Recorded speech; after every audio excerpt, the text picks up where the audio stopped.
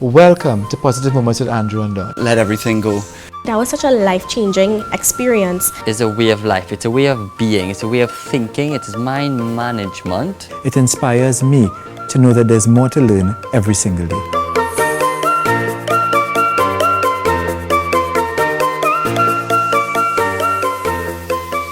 Welcome back, everybody. Positive Moments with Andrew and Don, episode number 12. Today we're going to touch on something that is very, very important in our lives, if not one of the most important things. Food and positivity is our chat today. If we think about food and positivity, that saying that exists, you are what you eat, is really and truly very real. And we're going to dive into that today with our lovely guests. But before I go to our guests, we have my brother, inspirational speaker, Don Africa. Welcome, bro. Welcome. Thank you. And Andrew, as you're talking about food, is such an interesting thing because we take it for granted. I mean, food is like really fuel. But there's so much more that we could learn about the particular topic of food. And there's some things, we have to face it, some things are good for us and some things are not good for us. And when we have to find out what's not good for us, we need to find out people who kind of walk the talk. You know what I mean? So I want to introduce our guests, and I want to start on my immediate right. And I have Adam Bartholomew. I'm going up in age here, right? So I start younger, I go to Adam, right? So Adam Bartholomew. And by the way, things always start with Adam. I'll just leave that alone, right? So Adam Bartholomew. And then we go to Tracy Leeson. And Tracy, I want to start with you. This topic of food, you have been, through your own experience, things weren't going so well even in your own family as far as food is concerned. So, we talk about Adam, that means we could talk about Genesis and Revelation. But what was really the beginning of your journey with food? And tell us a little bit about what you do. Okay, thank you, Don. I am a certified health coach. I studied at the largest nutrition school in the world, the Institute of Integrative Nutrition. And that's where I learned how food can be your medicine, basically. So it was an in-depth course, a year long, of learning how food can be mixed, food combining. And so you're right, there was a time when persons around me were suffering from different lifestyle diseases. And when I looked at it, the common denominator was bad food. And so I needed to find some way of getting around this and finding some way that would give you what you really need to eat. And that's when I discovered the Institute of Integrative Nutrition. So there's a common denominator as you talk about that, Tracy, and it's even because we were both YouthLink trainees in the bank. Almost like when we were 18 years old. And if I'm not mistaken, Adam, you're 18? And I want to almost say he looks like a head boy, but let me stop the joking because he really might be a head boy. So Adam, just tell us a little bit about you and this topic about food for 18-year-old. Tell us. Well, first of all, Andrew and Don, thanks for having me on the show. I appreciate the biblical allusion.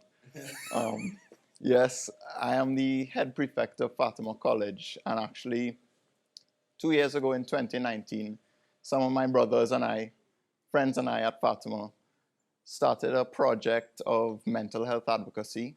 We wanted to raise awareness for mental health, not just in our school, but in our whole country, and end the stigma, because the topic of mental health and mental illness has like a taboo attached to it, right?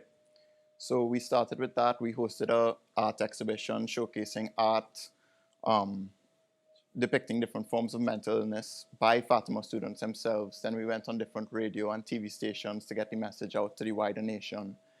And we took part in Project Care in helping to refurbish the Nelson Street Girls RC in Port of Spain. And so after doing that sort of work, a clinical pediatrician by the name of Dr. Asha Pemberton recommended to the Pan American Health Organization that I join the PAHO Youth for Health group. So I started working with that extra-regional or regional team of youngsters. And in August, this is where I come in, where food comes into the equation with me. We hosted a webinar on transforming food systems for International Youth Day. And so I was selected as a panelist. I'm very grateful for that. And I got the opportunity to stress the importance of being mindful about what we eat and the processes that our food goes through from the farm to the table, and not only its impact on our health. We're going to talk a lot about food and our health today, but also the impact on the environment and the impact on the amount of food that other people could get around the world. And so I started the journey with mental health, and today I'm here talking about food. So I'm hoping that today we could maybe bridge the gap between mental well-being and food. What's your relationship? Food and positivity, food and mood. Wow, food and mood. And as you talk food and mood, we're talking, there's some positivity going to be impacted there. And Andrew, I know you have a burning first question for Tracy, because this topic, I don't even think we have enough time for this topic, really. You know what I mean? So, Andrew, I'm sure you have a burning question, because to me, we are, as you said in the beginning, we are what we eat. And I just want to know what we shouldn't eat and how we should eat. I don't know. You know, Tracy, you, with all the experience you've had and all the knowledge you have gained over time, I feel like what you're seeing happening out there, there are a lot of mistakes being made. There are a lot of abilities to remove the pill and substitute with the food, like I believe we were designed to be. Where would you start around guiding somebody into that life? Food as medicine, I should say. Yes, so as Hippocrates says, food is thy medicine and medicine is thy food. Um, a lot of our culture, our local culture, is what I would call a callaloo nation, where we put everything together, and then dessert. And what you find that's pretty much an inflammatory way to eat. Food needs to be separated, and there's certain combinations of which food should go with each other in order for digestion to begin properly. And that's actually one of the things that I specialize in, gut dysbiosis. So when the gut is out of whack and there's inflammation, that can affect your skin, it can affect your sleep, it can affect your mood, it can affect even your thoughts. So once we start getting digestion down right, then we are actually creating energy. So yeah. So we're looking at, there's a process in which we do this. Could you take us through what a healthy or a well-designed day would look like? Sure. Well, for me, a typical breakfast would be fruit. Not a fruit salad, because fruits digest at different times. So you choose a fruit and you eat that. One fruit. One fruit. Also, typically, we've all grown up, and so have I. I've not been a health coach my whole life. I did a lot of things that were wrong. I grew up drinking and eating at the same time, and it was only when I was taught that if you drink and eat at the same time, you're affecting stomach acid. So you drink a half an hour before your meal, your glass of water, and an hour after your meal, so as not to interfere with your stomach acid. So I would start with fruit. At lunchtime, when the sun is highest in the sky, is when you can digest protein. So you don't want to eat a heavy protein meal at night. That can affect your sleep as well. So I would have protein with vegetables, either peas and vegetables or a piece of fish with some vegetables. And dinner, I would have starch with veggies. The reasoning behind that is that putting protein and starch together in the same meal affects your stomach acid.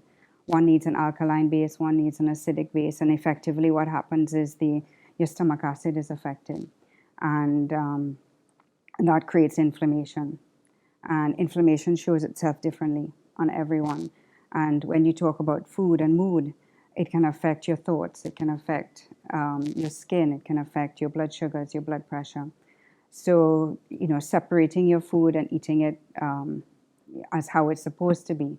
That, in the years gone by when we were sort of planters and mostly eating plant-based foods, that's when people probably were most healthy. And now that we've eaten things out of a box, we tend to, feel a bit lethargic. And Adam, you're 18 years old. Food out of a box is a very popular thing in your generation. How do you tackle I would say, the struggles of eating well with the food in a box world that you are brought up in more than any of us? that's definitely true. Eating out of a box seems to be the common thing these days, especially in schools where we have school feeding program, box lunch, and also in school cafeterias we get styrofoam boxes to eat our food in. So yeah, it's very common, and I think there are simple ways that we can avoid these single-use plastics that just get thrown away and then pollute the environment. We can take our own containers to school, because I'm still in school, take our containers, get it warmed up somehow in school, and that reduces plastic right there. But it's just that little step and preparation from home. So we need to be mindful of that. You know, it's interesting. This requires some discipline. I mean, Adam is a disciplined guy. You can tell that already. Not just being the head prefect, you can tell he's disciplined. But eating properly requires discipline. And I mean, it's nice to hear an 18-year-old get an appreciation, even at this age, because I think it was going to give his life some, go a long way, you know what I mean, in terms of a healthy and a strong life. But this is really, really difficult because it's not us. We're talking about the Trinity. We love our food. Let me tell you, we have to have that dessert. What? Well, maybe that's not correct. Let me look here. That's not correct. Could we have our dessert right after our meals too? Could we just have some dessert? Dessert is usually high in sugar, Dawn, and that digests so very quickly. It affects the body on a cellular level. Sugar is really one of the hard things that create the inflammation in the body. So a lot of times people crave sugar because what they've eaten didn't nourish them, and their brain has said, I'm still starving. And sugar is a quick way. It's sort of a fake energy. So we'll be talking about sugar, and somebody watching this and might feel a little sour. Let me tell you, right? This is even for an athlete, because Andrew is an athlete. So he's an athlete. He has to be disciplined in the way he eats. He has to ensure that he can't take things that is going to really affect him on the water and so. But we're talking general Trinidad and Tobago, not an Olympic athlete, not a normal life. There are some things that we consider normal that are not so normal. And when we're talking about habits, it's very hard for us to break some bad habits. And I'm just hearing the little that's being shared. We have some bad habits. And Tracy, if you could just delve into that a little bit, what are some of the things that we take for granted? Because we have some bad habits about eating, and it's so difficult to stop that. People tend to eat eat without thinking. So they need to be more mindful eating. So if you're watching TV, you feel that you need to have a snack, instead of putting food at the right times. Food is your fuel. So if it is that you're a grazer and you're eating throughout the day, every time that you've put something into your body has to let go the digestion of the meal before. And that doesn't actually get digested properly. So that's where there's rotting happening. It's fermenting that's taking place. So that can cause a lot of gas and bloating. But once we eat 3 meals with maybe one snack at 4 o'clock, we find that we are more nourished, and you find that you're able to think a lot clearer, when you eat food that is nourishing. So if I'm hearing correctly, a lot of how we eating could affect us later on in terms of illness. Wow. And you've had you did a little, some studies, I imagine, on how youngsters, they may appear to be going through a particular illness now, and then that could be solved. Could that be solved from the diet? I don't like the word diet, Dawn. It has the word die in it. Oh my God, no, let's not die and right now. it sounds like it needs to end before it begins. So I like to use the word lifestyle change. So if it is that you... this is a bit tough. Andrew, let me just tell you, on Positive Moments, this is one of our tougher discussions right now. Let me tell you. I mean, it's a positive moment, but this is really hard. Well, it is, because we're a culture that celebrates around food. And we... even from since, we've grown up that if you do well, you go out for ice cream, but nobody's going to take you for a fruit, So there's a mindset around it from ever since, that we have to break that habit. You get a sweetie when you go to the dentist, a lollipop, or, So if you come to the dentist and they hand you an apple. that could be a new thing. So my my journey on food is that you're very right that my mom has been very I would say regiment of us growing up. The average snack, the average or the more like the average processed snack and the average processed soft drink and foods on the whole were almost never allowed in my home. So me as a rebellious one would try to find it on the outside, which I think is pretty normal. But having that base of knowing that for so many years when we invested that time to try and show us what was right, um, it's paid off because I've come back around to really connect with it. And the nice thing about that for me is I've actually gone beyond it to stop eating meat completely, or almost every single animal product. I would have a piece of cheese here and there. Otherwise, it's not something I like to consume. One, because I love the concept of what it's doing for nature, protecting nature, and the other aspect is the nature and environment on the whole because of the whole of CO2 emissions. And the other aspect is I found since I've transitioned into a more plant-based diet, my body thrives more. Yeah, And more energy. And more energy, exactly. And I think we all need to find a way of life that allows our bodies to thrive more. Long-term success, or and if you do the hard things in life, life will be easy. If you do the easy things in life, life will be hard. It's really easy to get fast food, but what is the long-term struggle that will come with it? So that takes me on to the next question, Tracy, is that what do you have, why did you stop eating meat?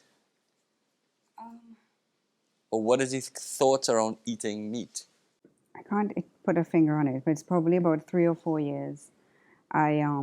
I saw a documentary on how animals were treated just before they were slaughtered, and it really kind of stuck with me. How the animals are feeling at that point in time is going into their meat, and just the humane aspect of it as well. I just felt that I didn't need to have that as a nourishment.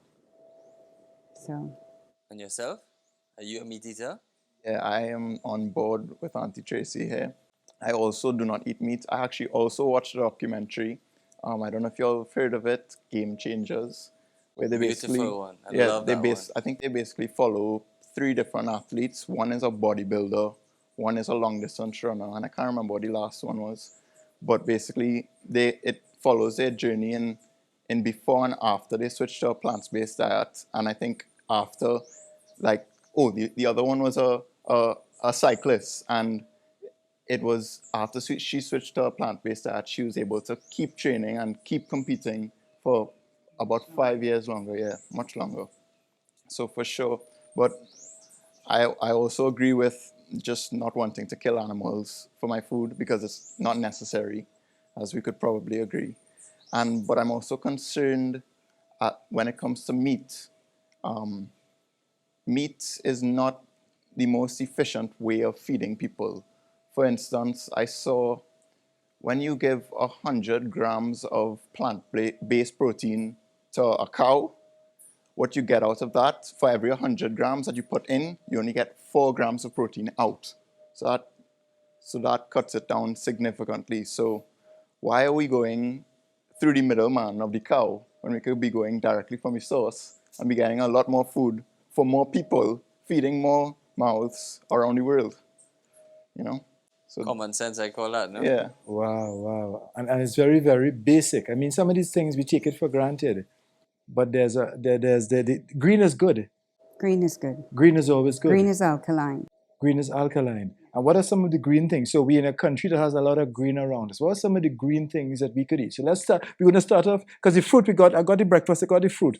I want to talk green now. Let's go with Well, green. we have a lot of great green things. Bhaji, pak choy. These are great for you? Great. Yes, very good foods. These are what we call the alkaline foods. Proteins and starches are acidic. And so if it is that we are only eating protein and starches, then we create an acidity in the body.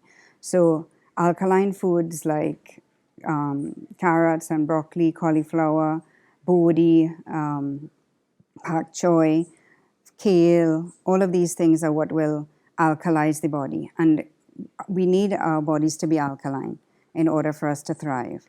So that's really the majority of our plate should be, this 80-20 principle. 80% of your food should be alkaline, 20% should be acidic. And then digestion really is improved and energy soars. Well, I want us to let's talk solution, because Positive Moments is always about solutions. I know I've been to your home and your kids, they have healthy snacks. So there may be some young people looking on and you want to find out what is a healthy snack. What is a really what could simply that we could do that would really make a difference in terms of a snack? Because we always like to snack. We have to watch television, we have to snack.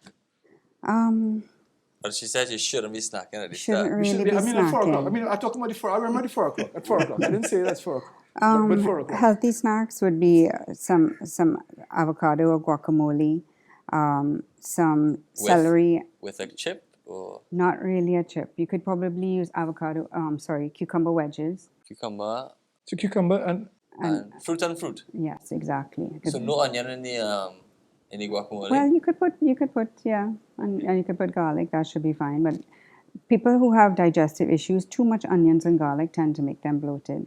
So I usually have to just watch to see where you're at to limit those things, or at least reduce it somewhat. So guacamole is a good snack. But I think that's a great question you had done. Let's get even more graphic. So we start with a breakfast. That's a fruit, any fruit. Yeah. Is there any chance of 2 fruits mixing okay? There are, but I'm not too. I know that fruits digest at different times. So if you kept the citrus together, you should probably be All okay. right, good concept. So that's a breakfast. Now let's look at 1 or 2 options of a lunch. Okay. So I usually want to tell you that you look at your fist in terms of whether you decide to choose protein or starch. Vegetables, to me, are the I have a starch protein going on right here. All right. No, but Start. you want this to be 25%, 20% of your meal, and the rest vegetables and a salad. And a lot of people are not actually getting these salads right. We tend to follow what we see, put every single thing into a salad. And so you've got nuts and seeds and chickpeas, chana. You've got fruits and all sorts of stuff going on in there. And once you start mixing foods like that, your salad can actually throw off your whole meal. So a typical salad should be greens, whatever you like that to be, whether it be lettuce, pak choy, because you can't eat pak choy raw. You can. You can, yeah. You can make a pak choy salad. So any sort of greens, arugula, local lettuce, romaine, whatever, grated carrots, celery, and Beets maybe? no, beets are starch. So Beets are a starch. yeah, so if you put that with a protein, you're actually messing things up a bit. So a lot of people. But beets don't have a seed. No, they don't. But they are starch. They are high starch. Wow. Okay. So yeah, so a basic salad with let's say a piece of fish, some chunky vegetables, or chow mein would be a good lunch, where this is the amount of your protein, and the rest of your plate, 80%, would be vegetables. Those would be considered vegetables and salad. Those would be considered alkaline foods, and so alkaline foods are what will actually create an alkaline system with.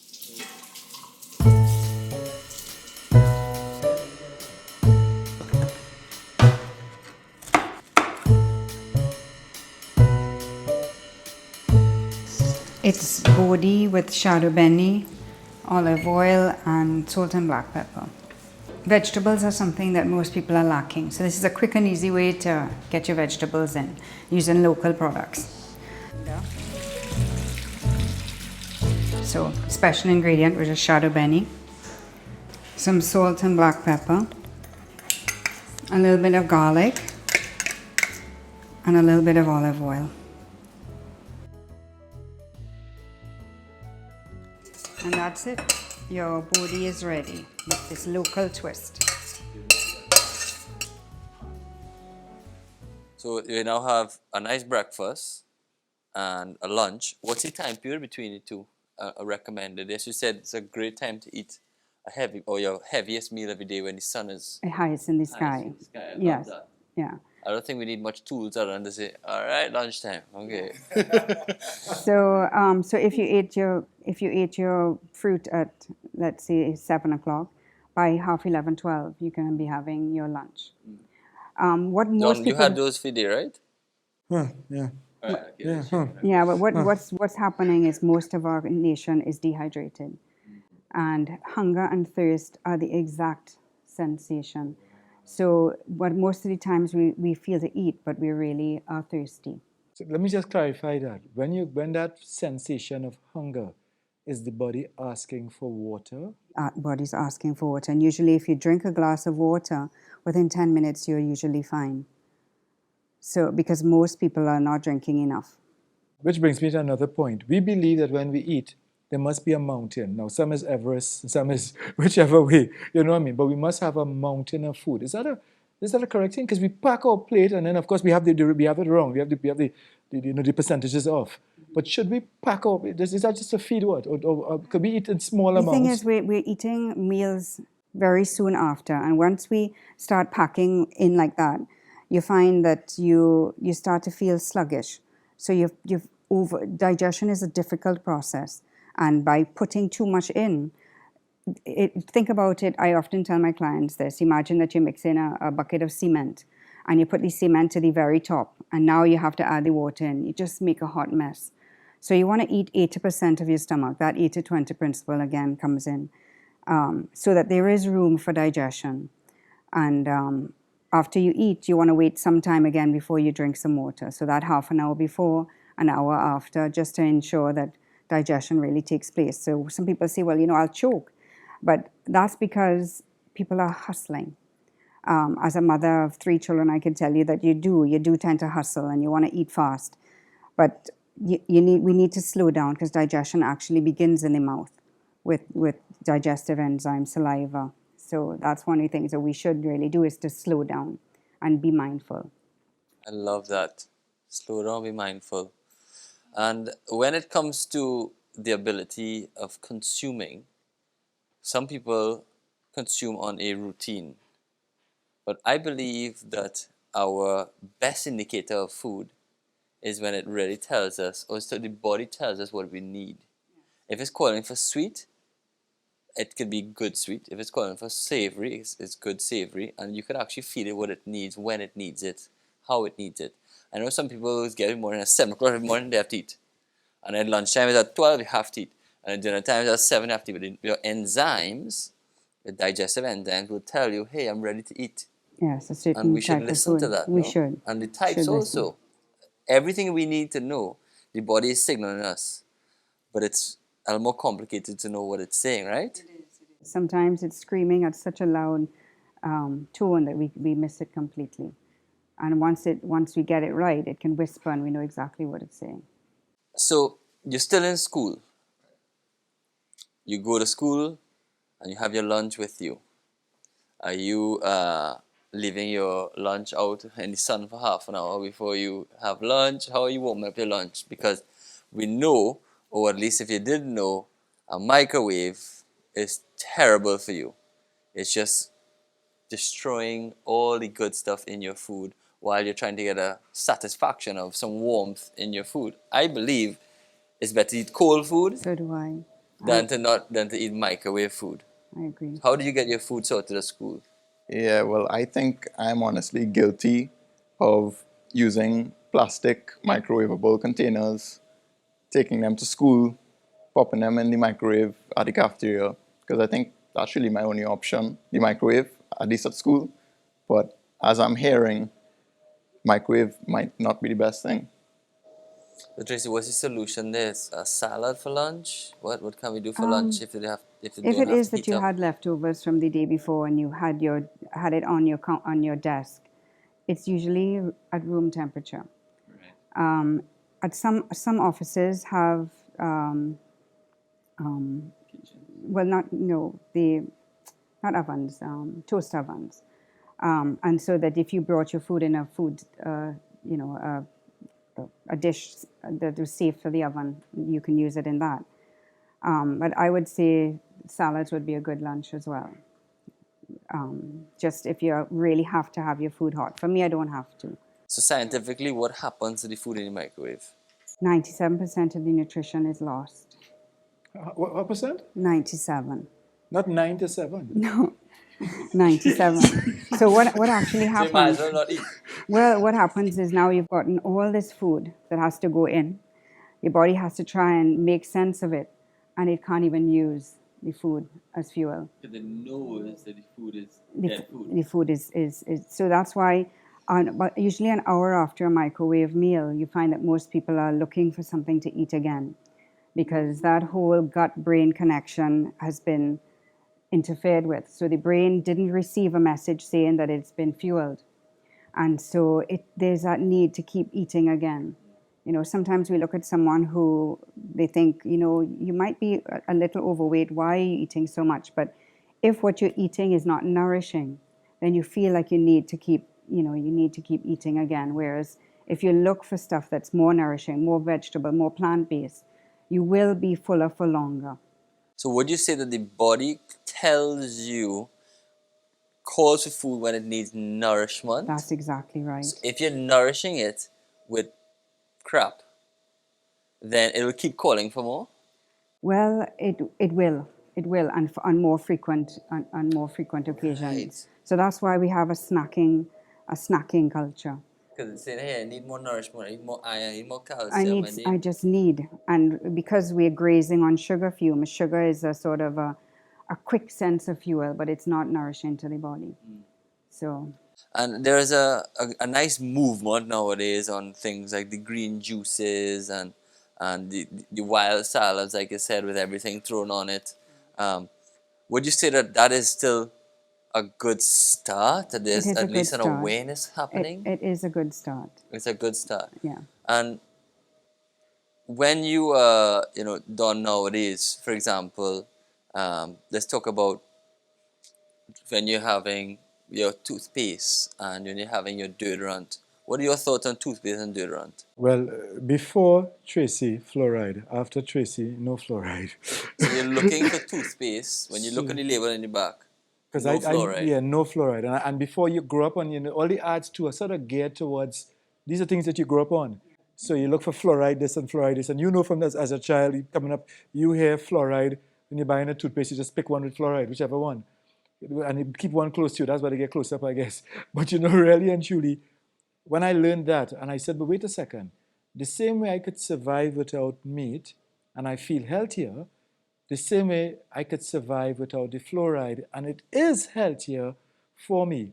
And what does the fluoride do, Tracy? Fluoride accumulates in the body, especially in a gland called the pineal gland. And that interferes with your thyroid, it interferes with sleep. And so once fluoride becomes accumulated in the body, it can affect the body negatively. Wow. And what about the deodorant? What do you tend to find inside it that's not healthy? Aluminum? Well, yes, and antiperspirants, you would find aluminum. So Let me just interrupt. Is that the same as the alcohol? Because deodorants say alcohol. They have, what's that alcohol? Not necessarily, but a lot of them, there are a lot of natural deodorants on the market right now, but there's certainly a lot that do still contain aluminum. And what happens is at the first sign of sweat, the aluminum and the sweat create a barrier. And so sweating is your body getting rid of toxins. And if you can't sweat out, your body has to sweat in. And so it lands back into your lymph nodes, which is, we find that a lot of lymph nodes, when a woman gets breast cancer, usually it's the lymph nodes. I was thinking to myself, because I have a little newborn baby and she doesn't wear deodorant. And I always go back to when we are young, we are the purest form. And in most cases, in the best working form, the most uncontaminated, I should say. And us as human beings, we grow up and some start to smell. What we eat affects us as well in terms of what odor we would produce. Is this another indicator that if our body's saying, "Hey, I'm smelling in certain areas," that's a message to change? It is. It is. So it's another indicator. It is. So one indicator is It's where your we breath as feel well. the way your breath. Yeah. What about your tongue? Your Yeah. tongue could be a good indicator. Yeah. What does your tongue say? A lot of people, not a lot, but you notice that a lot of people have white, crusty tongues. That is not very healthy. What is causing that? Well, that's sometimes something called candida or yeast overgrowth. Which is coming from? Too much sugar. Too much sugar. Too much sugar. Yeah. The eyes are an indicator as well. When it is that you can look at someone in the eyes and it's very yellow, that's indicating that the liver is under a lot of pressure as well. So the whiter your eyes are, that's the healthier most times that someone can be. Well, couldn't we just exercise this whole thing off? So we eat badly, and because many people think if I'm exercising, I could eat whatever I want. Is that true? Many of us do that. We think we could just exercise and we'll be fine. No, you see the internal body, that's your engine. So you could look at it like a car and fix up the outer part and do a body job. But you have to work on the engine.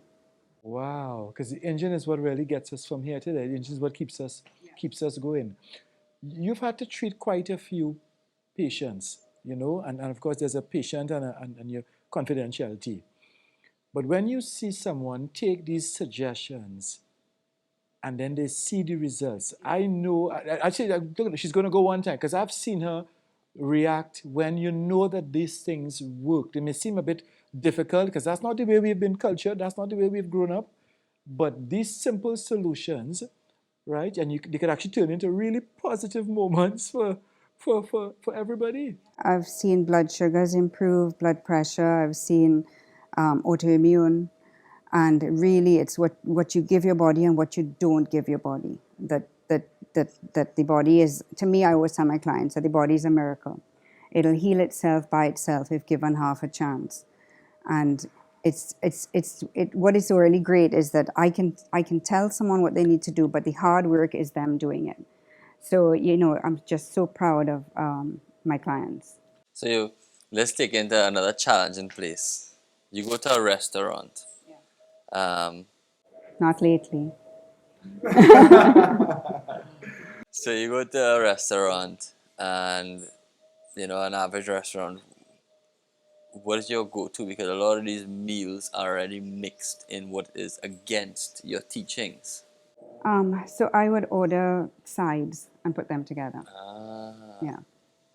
So I would say if I felt for a potato that day, I would ask for potato, vegetables, and a salad. Mm-hmm. Or I would ask for a piece of fish, some vegetables, and a salad. Right. So that way you still have the ability. And treating, is there something that, is better off to treat yourself every now and then, some good sugar that could, really solve a crave? I'm not perfect by any means, Andrew, and my kids would make cookies. I would ask them to use a better flour. Right. I'd ask them to use almond flour or something like that. So do we snack? Yes. Is it always perfect? No. But that 80-20 principle, it comes back again. So if you do something 80% of the time, that's going to impact your health, overall. Whereas if every time that you're going to eat, you're going to hear yourself say, next time, then that's the problem. You're going to wait till the hospital bed for the next time. You have to start making choices right now. So I believe that a lot of these problems are addiction, because from what I understood, I'm not sure if you know this or not, but one of the natural chemicals we produce, which is a very similar chemical that's produced when people take drugs. Dopamine? Dopamine, correct. Very good. See, I told you. So the dopamine, it's one of its main existence in the human body is to remind us to eat. If we forgot to eat and then feel great when we ate, then it's a chance that we will die. So with dopamine being there, makes us feel good when we eat certain things, and makes us feel even better when we eat certain things, like the unnatural sugars. Or would you say that the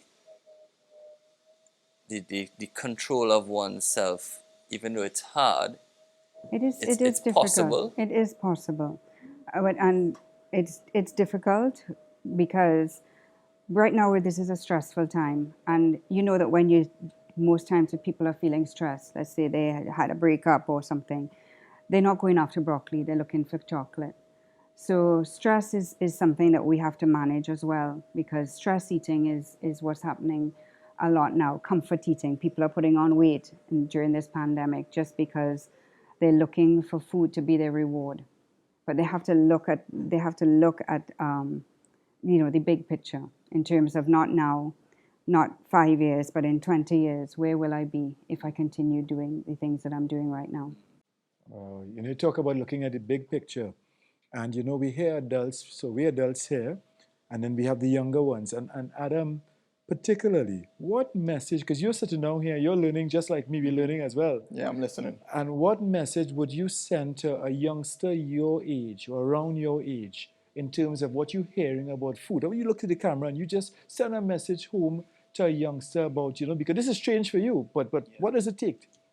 Yeah, so I think my main takeaway from all of this discussion is the quality of the food you're eating and the quantity and the frequency with which you eat it. And so one thing that is quite foreign to me that I'm learning for today is the whole concept of food combining with, you can combine protein and vegetables, and then you could combine starches with vegetables, but not starches with protein. So what seems to be the common denominator is the vegetables. So I think my main takeaway is eat more plants, if there's one. Wow, wow. And Adam, I didn't ask you in the beginning, but now may be a good time to ask you, where do you see Adam down the road? I mean, you're in school, you may graduate soon enough, and so where you see Adam down the road, and particularly where you see yourself from a health perspective in terms of what you're learning now and you're willing to apply. Because I'm gathering Andrew, he's willing to apply what he's hearing. He's not just hearing and not doing. They're hearers and doers.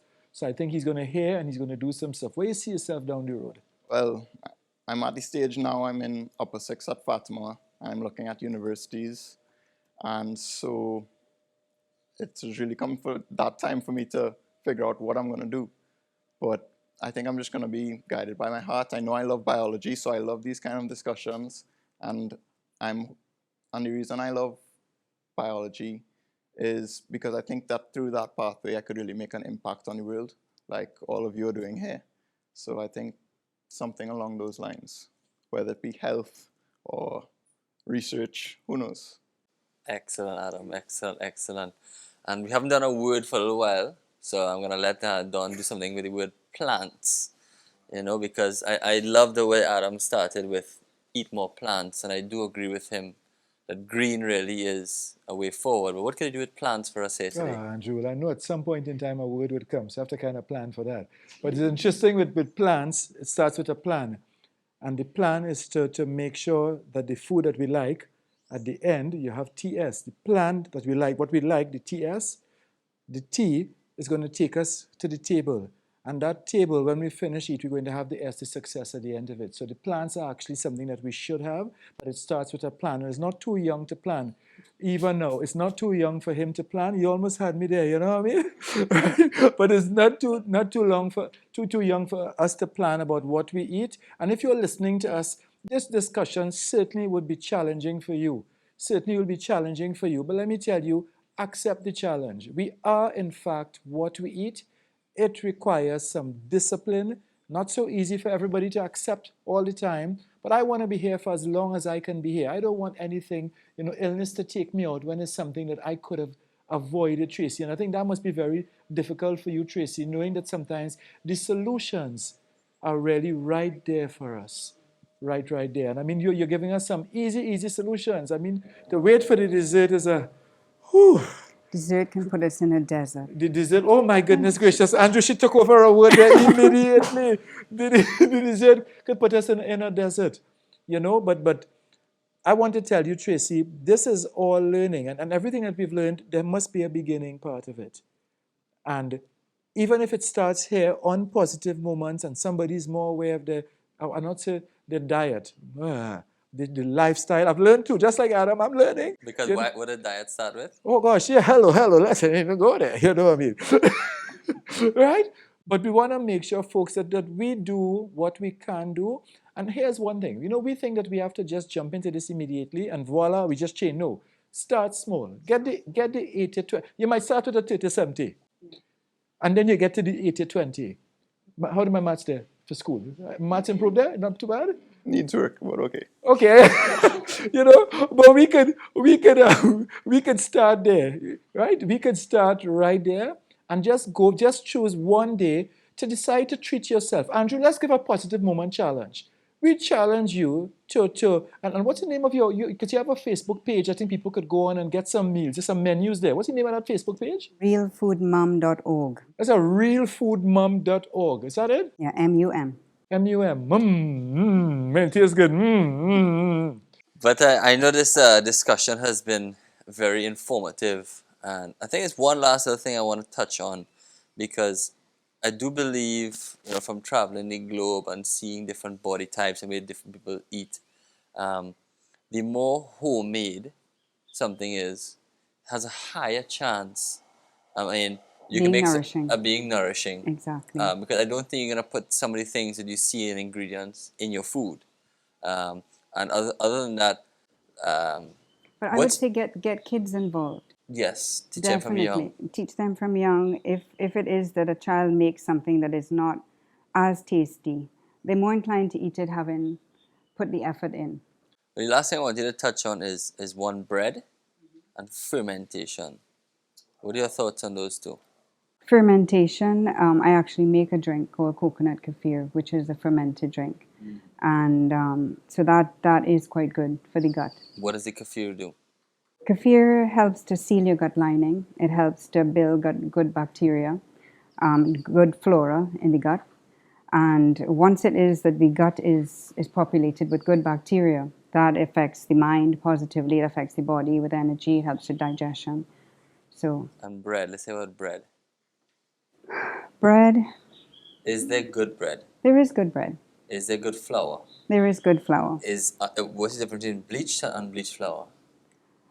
Well, I tend to not look at bleached and unbleached, but I would look at more like non-GMO, non-genetically modified. So you can get a non-GMO bleached and unbleached flour. Not too familiar. Because my understanding, well, first of all, using the word bleach Yeah, doesn't sound good. doesn't sound good. No. Because when you bleach something, you remove it, like how bleach will take Yeah. Stain off of your clothes. Yeah. It also takes Nutrition out. It takes nutrition, but the concept I understand of bleach flour is it makes it white. The whiter the bread in the back in the days is the more status your bread had. Bread is not designed to be white, neither is flour. So that bleach was killing it, taking the nutrients out of it to make it whiter. And I try to stay away from bleached flour and only have fermented bread. Because when I've gone to Italy, and these guys eat a lot of flour, they eat a lot. They make their own pasta, they make their own bread, they So make their own sourdough bread, pizza. huh? So sourdough bread, or you can't go to Italy and find sourdough bread necessarily. You just find that they ferment everything and they don't call it sourdough bread. It's just they ferment the pizza dough and they ferment the bread beforehand, and the focaccias and those kind of things.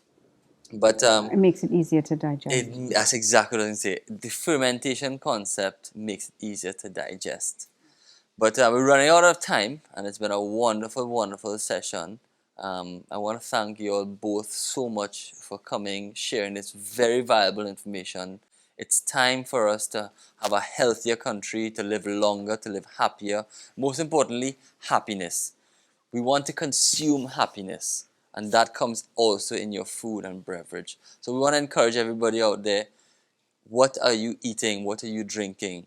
Drink happy, but happiness for longevity. Eat happy, but happiness for longevity. Done? And what makes us really happy is we want to thank Republic Bank for making this positive. This is possible, in fact. I say positive because there's so much positivity coming out of the food. But let me tell you, this is Positive Moments with Andrew and Don. Folks, there's food for the mind and food for the body.